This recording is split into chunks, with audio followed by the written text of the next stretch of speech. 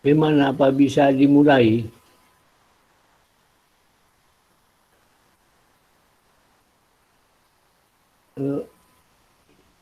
Iya Pak, siapa?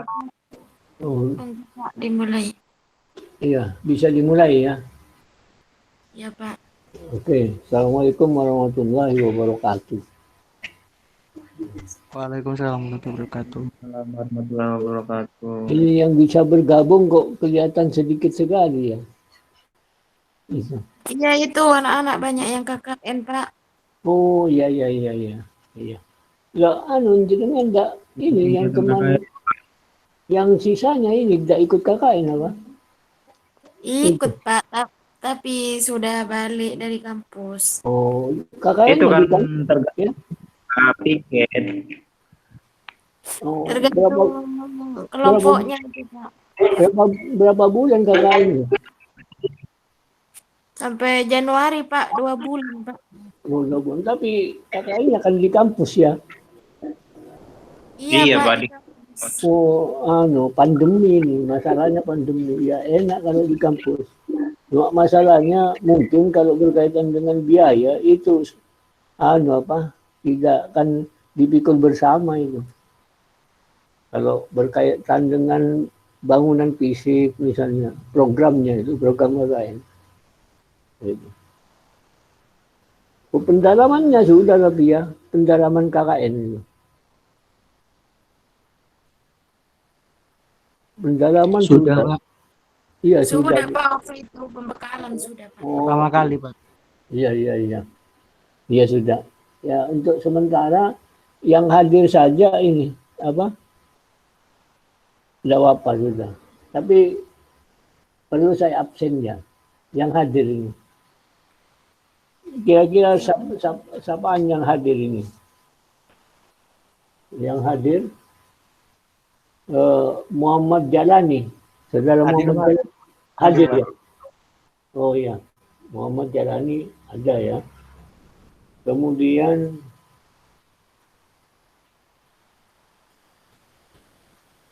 Lintang Al-Fatsah Maulana. Tidak ada Pak. Oh, tidak ada ya. Lintang tidak ada ya. Lintang tidak ada. Terus saudara Yoga Prasetyo Anggriawan. Saudara Yoga. Tidak ada ya. Tidak ada juga itu Pak. Ya?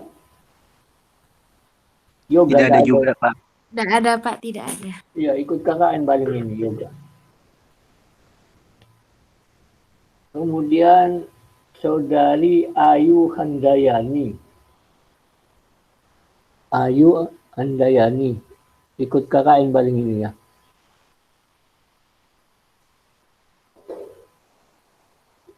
Kemudian saudara Rudita Priyandi. Rudita. Izin itu tadi di grup Pak. Ada acara keluarga katanya. Oh iya. Izin ya. Izin.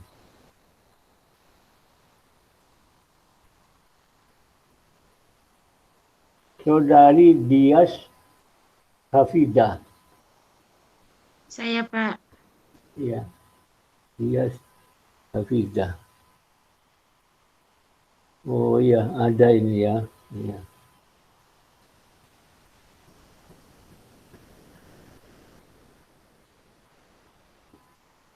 Angger Adita Aulia. Ada Pak. Hadir Pak. Hadir Pak. Assalamualaikum. Oh iya, waalaikumsalam ya. Iya, terima kasih. Iya. Terus Maulidina Islamiyah.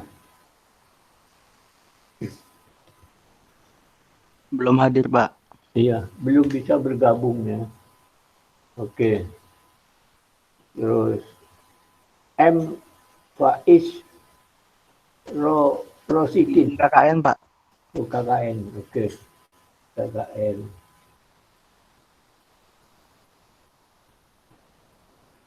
Saudara Maulia. Nah, saudari Maulia Selfie Indrayani. Belum bergabung, Pak. Ya? Belum bergabung. Oh iya iya. Terlambat gabung ini ya. Belum bergabung ya.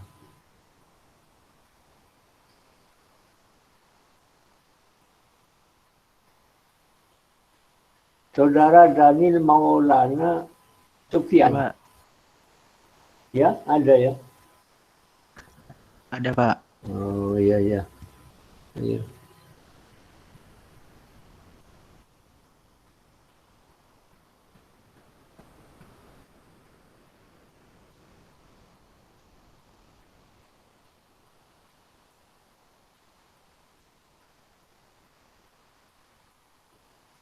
Upi Nona Natisa.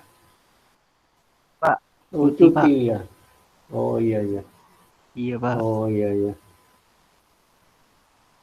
Wildatul Nurul A.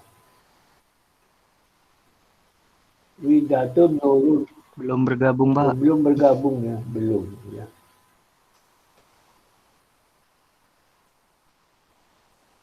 Hasan Nur Rafiq. Izin tadi, Pak. Di grup, Pak. Izin, ya ya ya. Izin.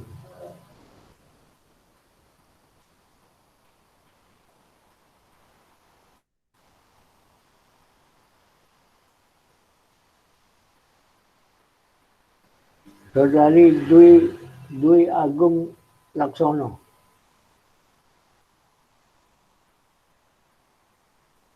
Dwi Nggak Agung ada, Pak. ada ya? Nggak ada, Oh, Pak. nggak ada. Ya KKN barangkali.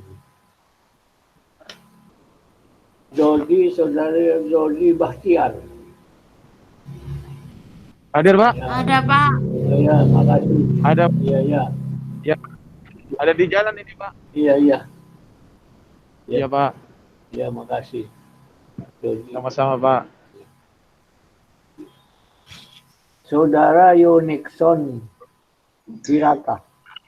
Hadir, Pak. Hadir. Oh iya iya, ini ada tulisannya ini. Yonikson. Siap, Pak. Iya. Ya, makasih ya. Sama-sama, Pak.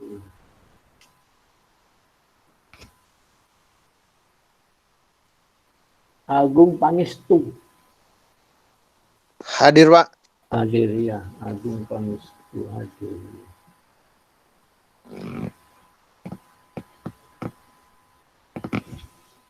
Saudari Supriyati. Belum bergabung, Pak. Belum bisa bergabung masih. Mungkin nanti ini menyusul. Andita Vela Reda. Nggak ada, Pak. Itu pindah pagi, Pak. Oh, pindah pagi ya. Oh iya iya. Pagi. Ya. Oke. Yang hadir hari ini ya kurang lebih dari 1, 2, 3, 4, 5, 6, 7 orang kurang lebih. Tidak apa-apa. Ya kita mulai saja perkuliahan. Ya, Pak. Ya. Ini membaca dari pasal 81 Undang-Undang ya. Undang-Undang Cipta Kerja pasal 81 menyebutkan bahwa beberapa ketentuan dari Undang-Undang Nomor 13 tahun 2003 tentang ketenagakerjaan itu dirubah. Jadi beberapa ketentuan saja, bukan mencabut Undang-Undang Nomor 13 tahun 2003, tapi ketentuannya beberapa ketentuan saja. Hanya beberapa Pak, pasal ada yang di- mau gabung belum nggak bisa gabung, Pak. Oh ya, siapa Mohon tadi? diterima, Pak. Iya, iya, iya. Nggak diterima katanya, Pak. Nomor pokoknya berapa NPM-nya? Saya tak tanya, Pak.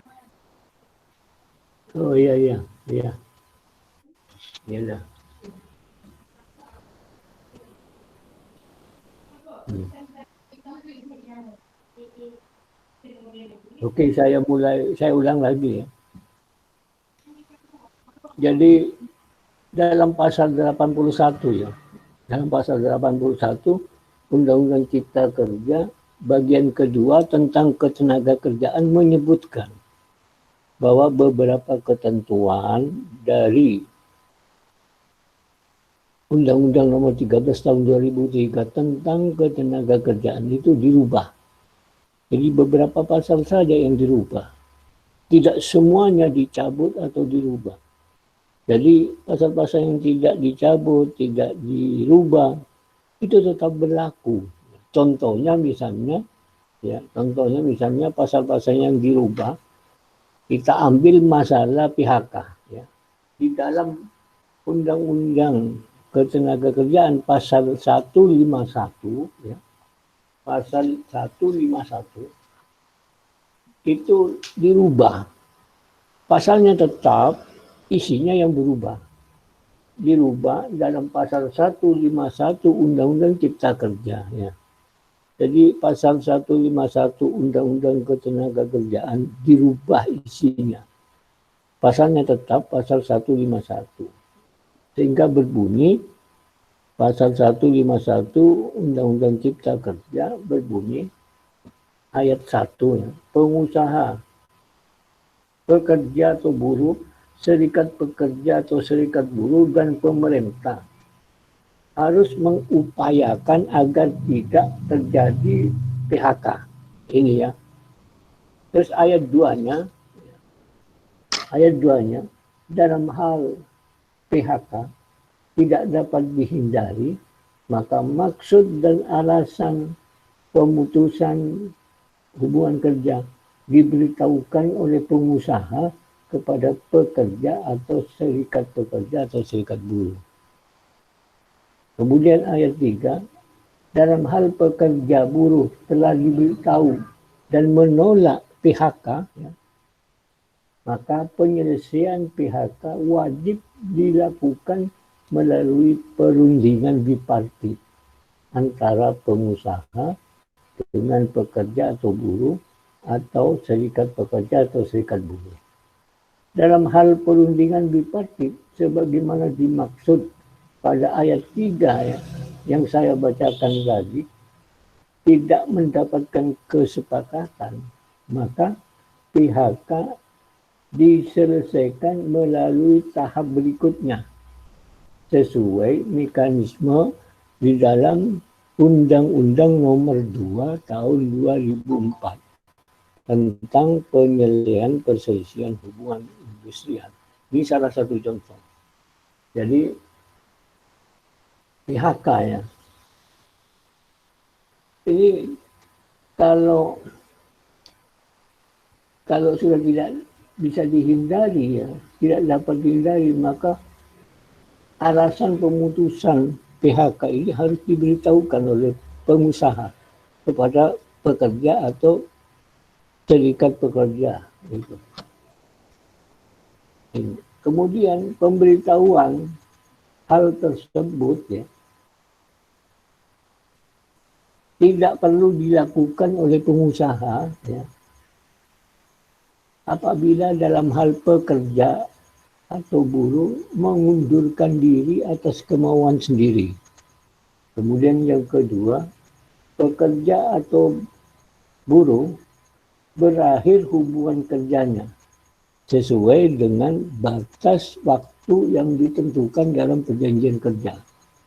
Kemudian yang ketiga, pekerja atau buruh mencapai usia pensiun sesuai dengan perjanjian kerja, peraturan perusahaan, perjanjian kerja bersama. Jadi dalam perjanjian kerja itu sudah disebutkan sesuai dengan isi dari perjanjian kerja bersama dan dimuat juga dalam peraturan perusahaan. Kemudian yang terakhir, pekerja atau buruh meninggal dunia. Jadi kita ini kembali ke masalah PHK tadi disebutkan, kalau ditolak oleh pekerja, ditolak oleh yang bersangkutan, maka penyelesaiannya lewat lembaga bipartit. Kalau dalam lembaga bipartit tidak mencapai kesepakatan, maka penyelesaiannya melalui mekanisme sesuai dengan prosedur yang ditentukan oleh Undang-Undang Nomor 2 Tahun 2004 tentang perselisihan hubungan industrial. Macamnya perselisihan hubungan industrial menurut Undang-Undang Nomor 2 Tahun 2004 tidak hanya masalah perselisihan PHK, tetapi juga masalah perselisihan kepentingan, perselisihan hak-hak pekerja, perselisihan antar serikat pekerja. Jadi ada 4 macam perselisihan yang tidak dirubah, ya, yang artinya yang tidak disebut di dalam Undang-Undang Cipta Kerja, hanya masalah PHK saja itu. Jadi perselisihan PHK, ya, itu dapat diselesaikan melalui lembaga bipartit. Kemudian apabila tidak mencapai kesepakatan, diteruskan kepada Dinas Ketenagakerjaan yang bertanggung jawab. Setelah membaca keluhan-keluhan, ya, dari para pihak atau dari pihak pekerja, ya, harus disampaikan hasil dari nutulen perundingan dari lembaga bipartit. Jadi di situ harus dicatat pendapatnya pengusaha itu apa, permasalahannya itu apa, pendapatnya perusahaan itu bagaimana, pendapatnya serikat pekerja itu bagaimana, terus hasilnya tidak disepakati. Itu ditandatangani oleh kedua belah pihak, oleh pengusaha yang berunding dengan serikat pekerja, mewakili pekerja yang di PHK, yang menolak PHK ini. Nutulen itu disampaikan kepada kantor dinas ketenagakerjaan. Sebenarnya menurut Undang-Undang Nomor 2 Tahun 2004 tentang perselisihan hubungan industrial, ada 4 macam perselisihan yang hanya masalah PHK saja. Penyelesaian PHK disebut di dalam pasal 151 Undang-Undang Cipta Kerja. Di dalam pasal-pasal lainnya tidak disebutkan. Hanya disebutkan berarti, ya, perselisihan kepentingan, perselisihan hak-hak pekerja, perselisihan antar serikat pekerja, ini tetap berlaku yang diatur dalam Undang-Undang Ketenagakerjaan Nomor 13 Tahun 2003. Yang semuanya itu mengacu kepada Undang-Undang Nomor 2 Tahun 2004. Ada 2 cara, tahapan menurut mekanisme Undang-Undang Nomor 2 Tahun 2004 tentang PPHI. Penyelesaian melalui Pengadilan Hubungan Industrial dan penyelesaian melalui pertama, penyelesaian di luar PHI, di luar Pengadilan Hubungan Industrial, ada 4 lembaga, lembaga bipartit, lembaga mediasi, lembaga konsiliasi, dan lembaga arbitrase.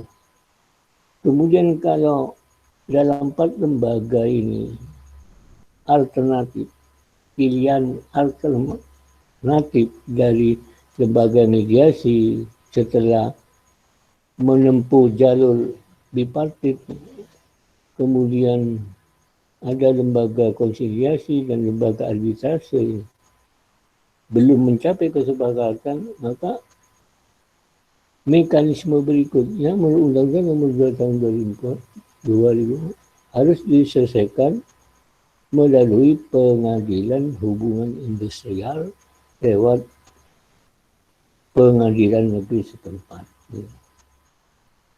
Jadi 4 macam perselisihan ini harus diselesaikan lebih dahulu melalui lembaga bipartit, lembaga perundingan.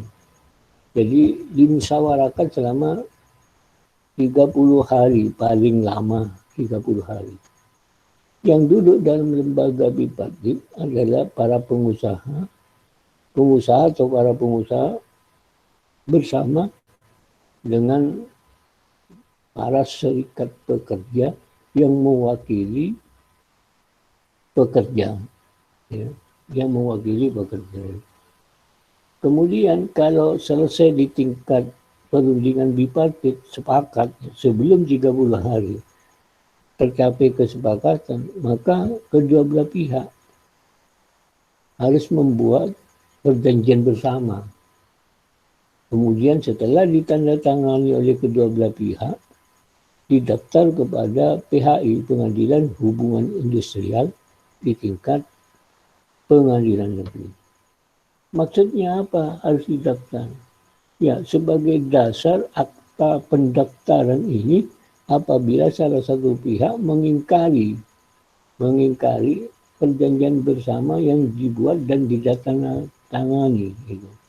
Hingga berdasarkan akta pendaftaran ini dapat menggugat ke Pengadilan Hubungan Industrial lewat pengadilan negeri untuk mengeksekusi itu. Ini. Kemudian apabila selama 30 hari diselesaikan melalui perundingan bipartit tidak mencapai kesepakatan, ini bisa datang ke kantor Disnaker. Disampaikan permasalahannya apa. Kemudian hasil perundingannya itu bagaimana.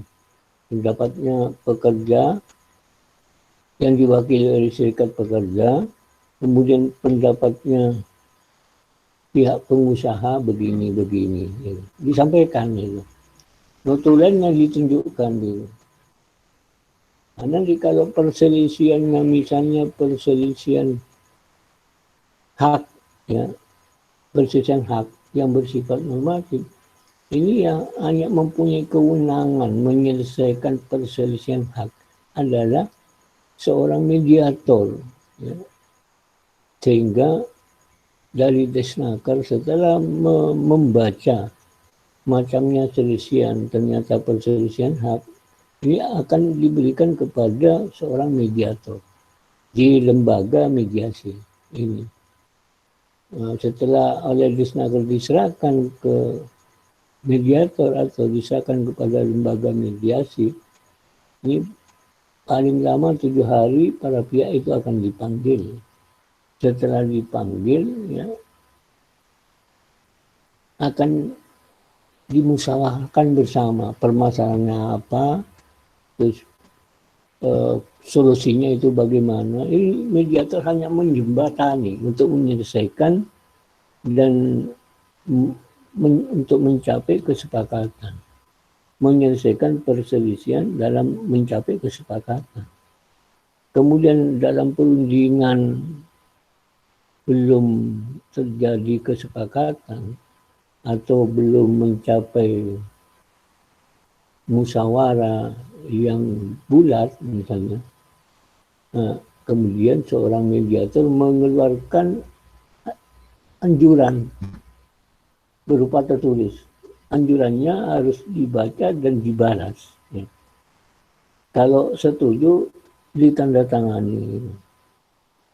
Kalau salah satu tidak setuju, satunya setuju, ini putusan, akhirnya mengeluarkan putusan. Putusannya apa? Bersifat anjuran itu setelah ditandatangani. Gitu. Itu akan mengeluarkan putusan yang bersifat anjuran. Tetapi putusan mediator tidak mengikat. Jadi bagi yang tidak sepakat, salah satu tidak sepakat, pihak lainnya sepakat, ini masih dapat diteruskan ke pengadilan hubungan industrial. Itu. Jadi hanya lembaga mediasi yang mempunyai kewenangan menyelesaikan perselisihan hak di luar pengadilan. Jadi kalau sepakat dalam jangka 30 hari, maka seorang mediator harus membantu membuat perjanjian bersama antara kedua belah pihak. Kemudian setelah selesai membuat perjanjian bersama, ditandatangani bersama dan didaftar, seorang mediator harus mengarahkan, ya. Jadi mengarahkan kedua belah pihak. Setelah selesai ditandatangani perjanjian bersama, itu didaftar ke pengadilan hubungan industrial di tingkat pengadilan negeri. Jadi salah satu pihak atau kedua belah pihak memegang akte pendaftaran itu sebagai bukti dasar hukum apabila kedua belah pihak mengingkari tidak mengingkari perjanjian bersama yang dibuat, sehingga pihak yang dirugikan dapat menuntut ke pengadilan untuk mengeksekusi. Nah, kalau penyelesaian masalah kepentingan, ya, ini seorang mediator punya kewenangan menyelesaikan perselisihan hak, perselisihan kepentingan, perselisihan PHK, perselisihan antar pekerja. Kemudian lembaga konsiliator hanya mempunyai 3 kewenangan dalam menyelesaikan perselisihan hubungan industrial.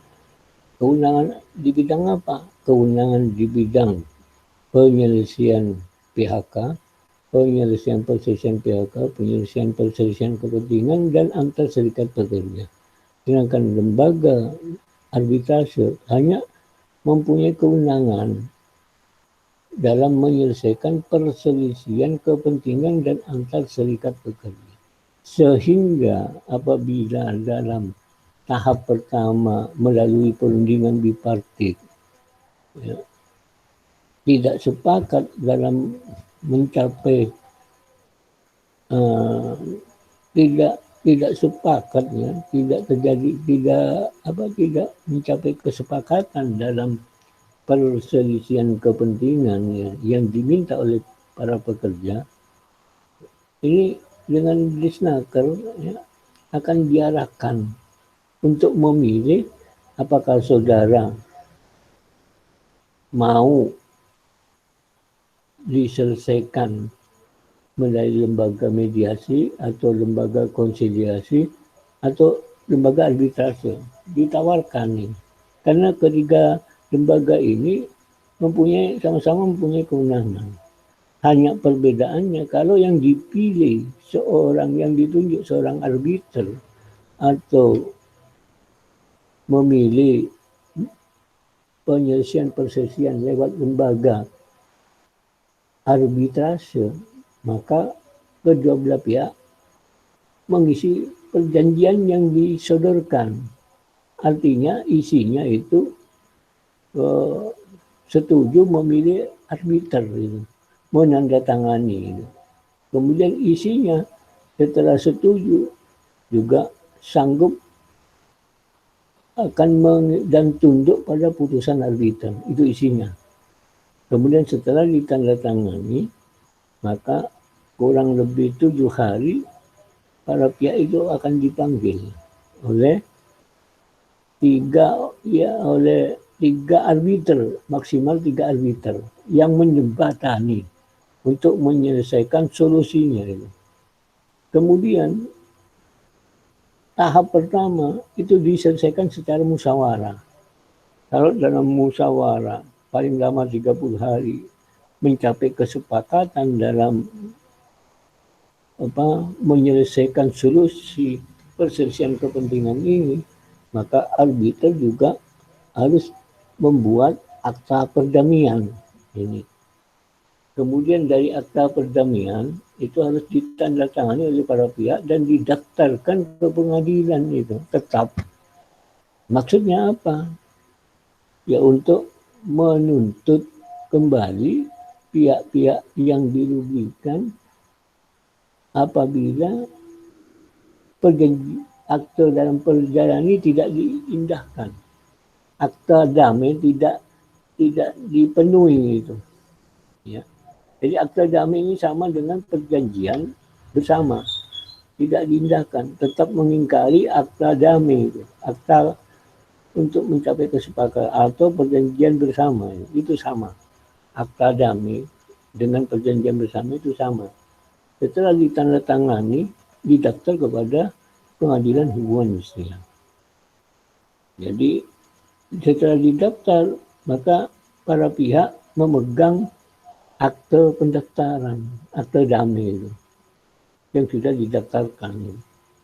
Nah ini kalau salah satu mengingkari ya, dari perjanjian bersama yang ditulis dalam akta damai itu, ini bisa mengajukan gugatan lagi ke Pengadilan Hubungan Industrial untuk mengeksekusi. Tetapi apabila musyawarah tidak tercapai kesepakatan, jadi dalam musyawarah di lembaga arbitrase yang dijembatani oleh 3 orang arbiter maksimal, ya, maka arbiter tidak seperti seorang mediator atau konsiliator. Kalau seorang mediator kalau tidak mencapai kesepakatan mengeluarkan surat anjuran, tapi kalau arbiter langsung memutuskan. Jadi langsung diputus itu. Dan putusan arbiter adalah sangat mengikat. Tidak ada upaya hukum bagi salah satu pihak yang kalah. Artinya tidak bisa menuntut lagi ke Pengadilan Hubungan Industrial karena arbiter diberi kewenangan untuk memberikan putusan sama dengan putusan hakim, putusan arbiter itu. Kecuali setelah putusan arbiter diketemukan ternyata dasar putusannya itu dokumen palsu. Diketemukan dokumen baru yang sangat menentukan. Nah ini bisa membatalkan putusan arbiter, langsung diajukan ke Pengadilan Hubungan Industrial di tingkat Mahkamah Agung ini. Jadi Pengadilan Hubungan Industrial itu hanya terdiri dari 2 lembaga. Lembaga pengadilan negeri di tingkat kabupaten, yang kedua tingkat Mahkamah Agung.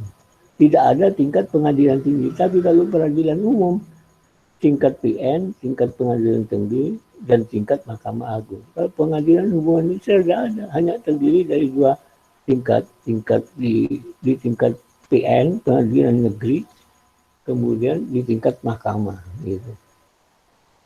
Jadi kalau putusan arbiter ada diketemukan dokumen baru yang sangat menentukan, maka pihak yang dikalahkan dalam putusan arbiter bisa mengajukan pembatalan putusan arbiter ke Mahkamah Agung. Kemudian perselisihan seorang konsiliator hanya mempunyai kewenangan 3. Perselisihan hubungan industrial hanya mempunyai 3 kewenangan dalam menyelesaikan. Kewenangan yang berkaitan dengan macamnya perselisihan. Jadi berwenang menyelesaikan perselisihan hubungan industrial, yaitu perselisihan PHK, perselisihan kepentingan, perselisihan antar serikat pekerja. Kemudian kalau seorang mediator 4 macam perselisihan. Apa itu? Ya perselisihan hak, perselisihan PHK, perselisihan kepentingan, dan perselisihan antar serikat pekerja. Sedangkan lembaga arbitrase atau seorang arbiter mempunyai kewenangan dalam menyelesaikan perselisihan kepentingan dan perselisihan antar serikat pekerja.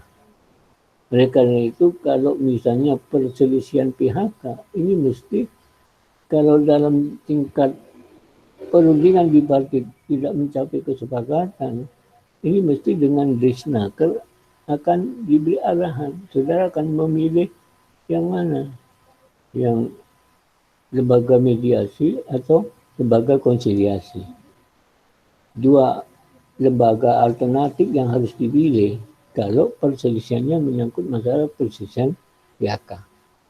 Kalau perselisihan kepentingan, itu akan diarahkan memilih tiga lembaga alternatif, yaitu lembaga mediasi, kemudian lembaga konsiliasi, dan lembaga arbitrasi. Kalau perselisihannya menyangkut masalah kepentingan, termasuk kalau perselisihan masalah antar serikat pekerja, perselisihannya ya perselisihan antar serikat pekerja, maka akan ditawarkan tiga lembaga. Apakah saudara mau memilih lembaga mediasi atau lembaga konsiliasi atau lembaga arbitrase? Jadi kalau kita dipisahkan, masing-masing tiga lembaga ini mempunyai kewenangan dalam menyelesaikan perselisihan hubungan industrial. Jadi kalau lembaga arbitrase hanya terbatas dua macam perselisihan hubungan industrial, yaitu perselisihan kepentingan dan perselisihan antar serikat pekerja. Di luar itu tidak di luar perselisihan kepentingan dan antar serikat pekerja, mesti kantor dinas tenaga kerja mengarahkan kepada dua lembaga. Lembaga di luar pengadilan hubungan Indonesia, yaitu lembaga mediasi dan lembaga konsiliasi. Tetapi kalau menyangkut perselisihan hak, ya, ini yang punya kewenangan hanya lembaga mediasi. Jadi langsung menunjuk seorang mediator untuk menyelesaikan masalah perselisihan hak. Ya, ini. Kalau di penyelesaian di luar PHI masih belum terjadi kesepakatan, misalnya saja yang menyangkut masalah kewenangan mediator atau konsiliator yang dipilih, maka penyelesaiannya harus diteruskan melalui pengadilan hubungan industrial lewat pengadilan negeri setempat. Paling lama ya dari proses pengajuan sampai putusan itu 30 hari. Ya. 30 hari. Itu pun paling lama ada penundaan paling lama 2 bulan. Gitu. Harus selesai diputus itu. Itu menurut tata cara yang diatur dalam mekanisme Undang-Undang Nomor 2 Tahun 2004. Jadi dalam pasal 151 Undang-Undang Ketenagakerjaan yang telah ya dirubah isinya, pasalnya tetap pasal 151 tapi isinya berubah. Maka pasal 151 Undang-Undang Cipta Kerja yang baru, pasalnya tetap 151 tapi isinya yang berubah. Masalah PHK. Kalau masalah PHK ini ditolak ya, dalam pasal 151 Undang-Undang Cipta Kerja, maka penyelesaiannya bisa melalui lembaga perundingan bipartit. Jadi melalui perundingan di lembaga bipartit. Kalau di lembaga bipartit tidak bisa diselesaikan, maka penyelesaiannya melalui mekanisme aturan yang diatur dalam perselisihan hubungan industrial. Gitu. Nah, di dalam pasal 151 hanya menyangkut masalah PHK, ya, yang disebut-sebut ini. Sedangkan di dalam pasal-pasal lainnya dalam Undang-Undang Cipta Kerja, misalnya perselisihan kepentingan, perselisihan hak, perselisihan antar serikat pekerja tidak disebut, berarti tetap berlaku pasal-pasal dalam Undang-Undang Ketenagakerjaan yang tidak berubah, yang tidak dicabut. Itu tetap berlaku terkait dengan penyelesaian melalui mekanisme yang diatur dalam pasal 151 ayat 4-nya. Melalui mekanisme Undang-Undang Nomor 2 Tahun 2004 tentang penyelesaian perselisihan hubungan industrial. Sehingga setiap perselisihan hubungan industrial, baik perselisihan hak, perselisihan kepentingan, perselisihan antar serikat pekerja, perselisihan PHK, ini harus melalui mekanisme yang ditentukan dalam Undang-Undang Nomor 2 Tahun 2004. Saudara kalau tidak punya Undang-Undang Nomor 2 Tahun 2004 tentang PPHI, penyelesaian perselisihan hubungan industrial, bisa ya mengambil di internet atau di toko-toko itu ada Undang-Undang Nomor 2 Tahun. Di sana undang-undangnya itu sangat singkat dan jelas. Itu berlaku ya di lingkungan perusahaan di Indonesia, baik perusahaan swasta maupun perusahaan milik negara. Itu perusahaan BUMN milik negara. Itu. Oke, ada pertanyaan? Ya. Ada pertanyaan, monggo silakan. Kalau ada pertanyaan. Nah, tadi disebutkan ya di dalam pasal 151A ya. Karena di antara pasal 151 dan pasal 152 Undang-Undang Ketenagakerjaan Nomor 13 Tahun 2003 disisipkan satu pasal, yakni pasal 151A, sehingga berbunyi dalam pasal 151A dalam Undang-Undang Cipta Kerja ya, di antaranya bahwa pemberitahuan PHK ya, alasan PHK yang diberitahukan kepada pekerja atau serikat buruh ya, itu tidak perlu dilakukan pemberitahuan oleh pengusaha. Apabila satu, pekerja atau buruh mengundurkan diri atas kemauan sendiri. Yang kedua, pekerja atau buruh berakhir hubungan kerjanya sesuai dengan perjanjian kerja waktu tertentu. Kemudian yang ketiga, pekerja atau buruh mencapai usia pensiun sesuai dengan perjanjian kerja dan peraturan perusahaan atau sesuai dalam perjanjian kerja bersama. Jadi di dalam perjanjian kerja itu disebutkan masa pensiunnya sampai jangka waktu berlakunya hubungan kerja. Nah, perjanjian kerja ini tidak boleh bertentangan dengan perjanjian kerja bersama. Perjanjian kerja bersama ini hasil perundingan yang dibuat ya, dengan serikat pekerja atau beberapa serikat pekerja dengan pengusaha atau beberapa pengusaha. Ini perjanjian kerja bersama merupakan induk dari perjanjian kerja yang dibuat Jadi perjanjian kerja itu merupakan penjabaran dari perjanjian kerja bersama. Nah, itu ditandatangani dan disahkan ya, oleh pejabat yang berwenang. Kemudian di samping itu ada peraturan perusahaan. Ya. Jadi perjanjian kerja merupakan penjabaran dari isi perjanjian kerja bersama. Gitu.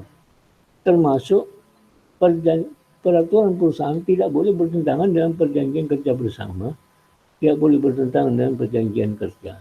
Ini. Peraturan perusahaan dibuat oleh pimpinan perusahaan atau oleh pengusaha sendiri, kemudian disahkan oleh pejabat yang bersangkutan.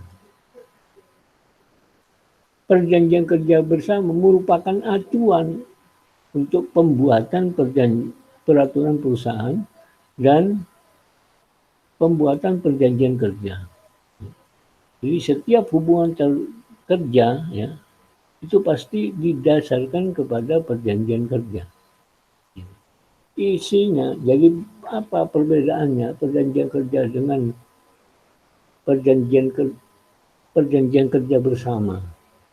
Dari istilah aja, kalau perjanjian kerja itu merupakan kesepakatan pekerja gitu, antara pekerja dengan pengusaha. Kalau perjanjian kerja bersama itu merupakan kesepakatan bersama yang dibuat oleh atau hasil dari perundingan antara serikat pekerja atau para serikat pekerja dengan pengusaha atau para pengusaha. Dilihat dari pengertiannya, ya, perjanjian kerja itu adalah perjanjian yang dibuat oleh pekerja dengan pengusaha yang memuat syarat-syarat kerja, hak dan kewajiban para pihak. Sedangkan perjanjian kerja bersama dilihat dari pengertiannya adalah perjanjian yang dibuat dari hasil perundingan antar serikat pekerja atau beberapa serikat pekerja dengan pengusaha atau beberapa pengusaha yang tercatat ya, di instansi yang bertanggung jawab di bidang ketenaga kerjaan.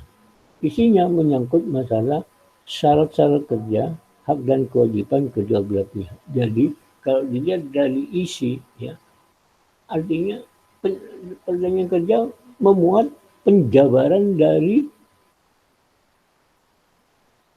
isinya perjanjian kerja bersama yang dibuat.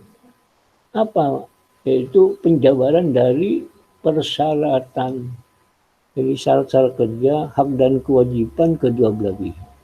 Kalau ditinjau dari segi subjek, perjanjian kerja itu dibuat oleh perorangan, oleh pekerja, perjanjian yang dibuat oleh pekerja dengan pengusaha, perorangan. Kalau perjanjian kerja bersama itu dibuat hasil dari perundingan serikat pekerja dengan pengusaha atau para pengusaha, dipandang dari subjeknya. Sekarang dari bentuknya, kalau perjanjian kerja itu bisa berbentuk lesan, bisa berbentuk tertulis itu. Tetapi kalau perjanjian kerja bersama itu hanya dapat dibuat dengan cara tertulis itu. Kalau dilihat dari segi jangka waktu, perjanjian kerja itu jangka waktunya bisa tertentu, ya, bisa hubungan kerjanya itu dalam batas-batas waktu tertentu, bisa juga waktunya tidak tertentu. Ya, biasanya itu karyawannya disebut karyawan tetap. Kalau perjanjian kerjanya jangka waktunya tidak tertentu. Tetapi kalau perjanjian kerja bersama dilihat dari jangka waktunya itu paling lama hanya paling lama 2 tahun. Setelah itu bisa diperpanjang 1 tahun. Nah, tidak boleh lebih dari 3 tahun. Dilihat jangka waktunya. Itu. Jadi hubungan perjanjian kerja dengan perjanjian kerja bersama di dalam perusahaan ini ada 3 peraturan. 4 dengan aturan undang-undang. Kemudian apa itu Pak sebagai dasar hukum dalam lingkungan perusahaan? Satu, perjanjian kerja yang dibuat secara perorangan antara pekerja dan pengusaha. Yang kedua, perjanjian kerja bersama hasil dari perundingan yang dibuat oleh para serikat pekerja dengan pengusaha atau dengan para pengusaha. Kemudian peraturan yang di dalam perusahaan juga ada peraturan perusahaan yang dibuat oleh pengusaha. Isinya apa? Tidak jauh dari perjanjian kerja bersama, termasuk tata tertib, gitu, dan lain sebagainya, itu, hak dan kewajiban, syarat-syarat kerja itu. Pokoknya antara perjanjian kerja dengan peraturan perusahaan harus mengacu kepada perjanjian kerja bersama. Pak, bagaimana kalau perjanjian kerja bersama tidak dipakai? Yang dipakai adalah perjanjian kerja dengan perjanjian dengan peraturan perusahaan. Tidak bisa. Perjanjian sepanjang ada serikat pekerja di lingkungan perusahaan atau di dalam perusahaan, itu tidak bisa. Perjanjian kerja harus tetap dipakai sebagai landasan untuk melindungi para pekerja, termasuk juga menyangkut masalah hak-hak perusahaan. Itu tetap dilindungi. Jadi ingat ya, di dalam pasal 1338 BW ya, dalam kaitannya dengan perjanjian, setiap kesepakatan yang dibuat adalah dianggap sah sebagai undang-undang. Ya. Jadi di dalam peraturan perusahaan itu ada beberapa macam peraturan. Peraturan perjanjian kerja, peraturan perjanjian kerja bersama, peraturan perusahaan, kemudian peraturan undang-undang. Baik Undang-Undang Nomor 13 tahun 2003 tentang ketenagakerjaan yang beberapa pasalnya dirubah, ya, yang tidak dirubah tetap berlaku, yaitu di dalam dengan lahirnya Undang-Undang Cipta Kerja. Ya. Bagian kedua tentang ketenagakerjaan. Hanya sebatas beberapa pasal saja yang dirubah. Itu.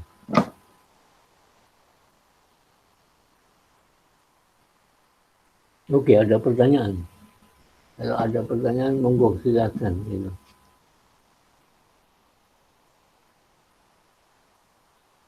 Jadi dengan adanya beberapa ketentuan di dalam Undang-Undang Ketenagakerjaan, beberapa pasalnya yang diubah tidak mengurangi hak pekerja.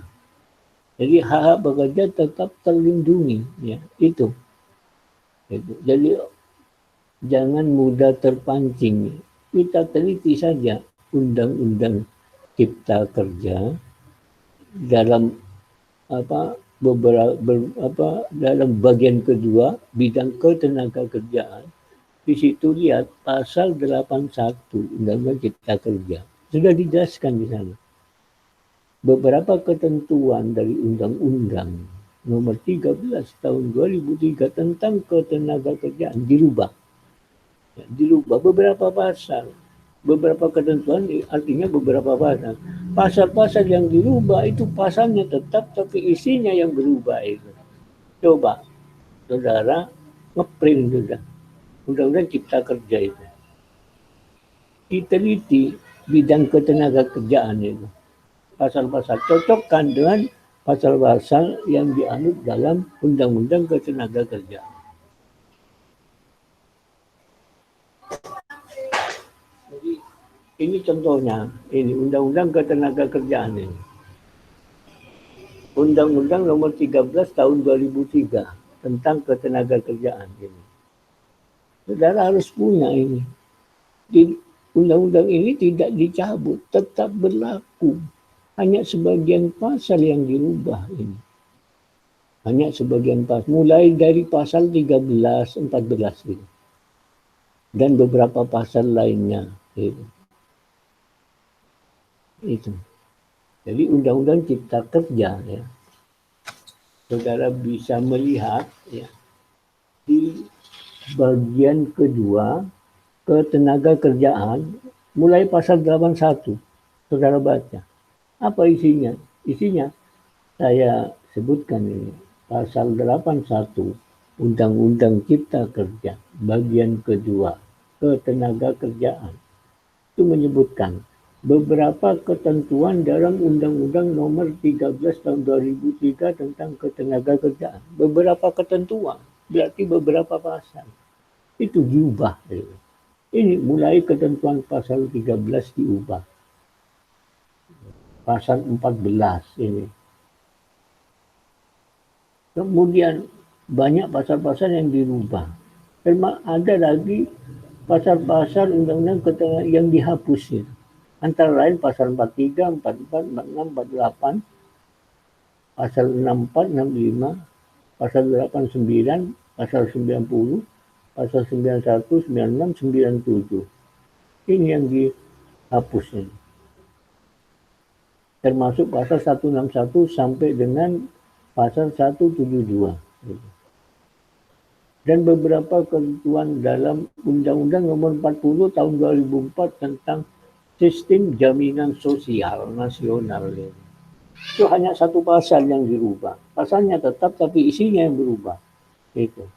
Di antaranya pasal 46 dan pasal 47. Ya, disisipkan satu ya, disisipkan ya. Ini. Jadi ada pasal-pasal yang disisipkan, ada pasal-pasal yang dirubah. Itu hanya sebagian saja yang dirubah itu. Dan pasal-pasal yang tidak dirubah itu tetap berlaku. Kesimpulannya ya, pasal-pasal yang dirubah, pasal-pasal yang disisipkan itu tidak mengurangi hak-hak pekerja. Ya, tidak mengurangi hak pekerja satu pasal pun atau sedikit pun di dalam pasal-pasal yang dirubah. Malah ya meningkatkan tingkat perlindungan bagi pekerja khususnya maupun bagi para pelaku usaha atau para pengusaha itu di lingkungan perusahaan di Indonesia. Dan masalah ketenaga kerjaan ini kalau saya kaji ya, sangat menguntungkan bagi pekerja karena dengan adanya Undang-Undang Cipta Kerja ya mulai dari depan sampai ke bidang ketenaga kerjaan itu menguntungkan bagi pencari kerja ya, sebelum hubungan kerja dan setelah dan bagi pekerja yang sudah mempunyai masa kerja dalam hubungan kerja ini dapat meningkatkan kesejahteraan bagi pekerja ini. Saya bukan pro undang-undang Cipta Kerja ini, tetapi saya pelajari kenapa pasal ini dirubah, kenapa pasal ini disisipkan. Kalau pasalnya tetap isi pasalnya yang berubah itu. Oke, ada pertanyaan gitu. Monggo kalau ada pertanyaan sebelum perkuliahan ini diakhiri. Tidak apa-apa, silakan kalau mau tanya.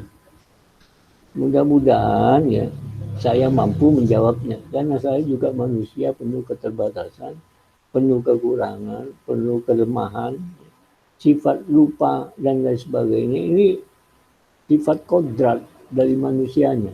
Sebagai manusia wajar, lupa, banyak kekurangan, kelemahan dan sebagainya. Bisa dipecahkan pada pertemuan yang akan datang itu.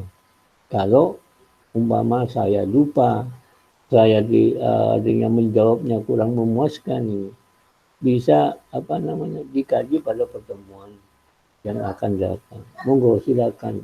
Barangkali ada pertanyaan dari teman-teman kita yang hadir di forum ini, yang bergabung pada acara perkuliahan Hukum Ketenaga Kerjaan pada hari ini. Halo? Kalau ada apa enggak itu? Ini Saudari Dias Hafidah ini. Monggo kalau mau tanya. Saudari Dias Hafidah ini. Tidak apa-apa kalau atau ini Saudara Agung Pangestu.